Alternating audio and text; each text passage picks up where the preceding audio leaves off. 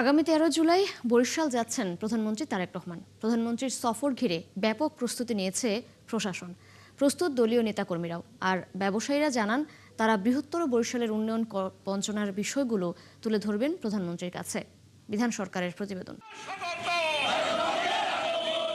গত এক সপ্তাহ ধরে বরিশালের বিভিন্ন এলাকায় প্রধানমন্ত্রীকে স্বাগত জানিয়ে চলছে মিটিং, শোভাযাত্রা ও সাংগঠনিক সভা। আগামী 13 জুলাই প্রধানমন্ত্রীর বরিশাল সফর ঘিরে দলীয় নেতাকর্মীদের মধ্যে ব্যাপক উৎসাহ উদ্দীপনার সৃষ্টি হয়েছে। নগর বিএনপির সদস্য সচিব জানান, দলীয়ভাবে সিদ্ধান্ত নিয়ে তারা কোনো তোরণ এবং শুভেচ্ছা ব্যানার রাখছেন না। 72 ঘন্টা ময়েশ্চার লক সমৃদ্ধ লিলি বডি ওয়াশ শিয়া বাটারের গুডনেস স্কিন রিপেয়ার করে রাখে সফট ও গ্লোয়িং। যে এই নিরাপত্তা যে বলয় তৈরি হবে আইনশৃঙ্খলা বাহিনী, সেটাকে অমান্য যাতে না হয়, অমান্য যেন কেউ না করে, এই জন্য আমার সবার প্রতি আমাদের অনুরোধ থাকবে।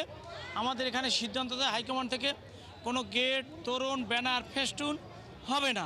প্রধানমন্ত্রীর এই সফরে দক্ষিণাঞ্চলের উন্নয়নের দ্বার খুলবে বলে মনে করেন বিএনপির জাতীয় নির্বাহী কমিটির বিভাগীয় সহ সাংগঠনিক সম্পাদক। দলীয় নেতাকর্মীদের নিয়ে একটি সাংগঠনিক সভায় যোগ দেবেন প্রধানমন্ত্রী। এরই মধ্যে তারা সেই বৈঠকের প্রস্তুতি নিয়েছেন। মাননীয় প্রধানমন্ত্রীর এই যে সফরটা, এটা সুন্দর হবে, বরিশালবাসী খুশি হবেন, উনিও খুশি হবেন।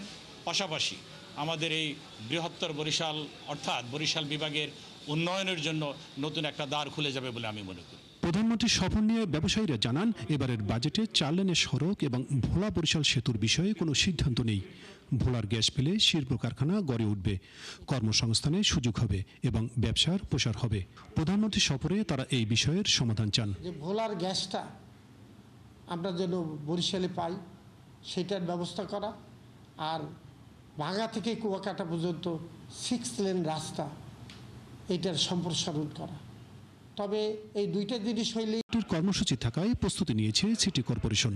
অপরদিকে প্রশাসনের পক্ষ থেকে প্রধানমন্ত্রীর সফরের নিরাপত্তায় সব প্রস্তুতি শেষ করা হয়েছে বলে জানিয়েছেন বিভাগীয় কমিশনার।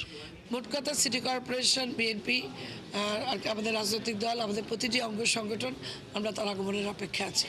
শুভাগমন উপলক্ষে আমাদের শতভাগ আমাদের প্রস্তুতি আছে। আমরা আশা করি খুব সুন্দরভাবে আমরা অনুষ্ঠানটা করতে পারবো। প্রধানমন্ত্রীর এবারের সফরসূচিতে সেনাবাহিনীর মহড়া, বৃক্ষরোপণ কর্মসূচি এবং সাংগঠনিক সভায় যোগ দেওয়ার বিষয়ে উল্লেখ আছে। বিধান সরকার, 71, বরিশাল।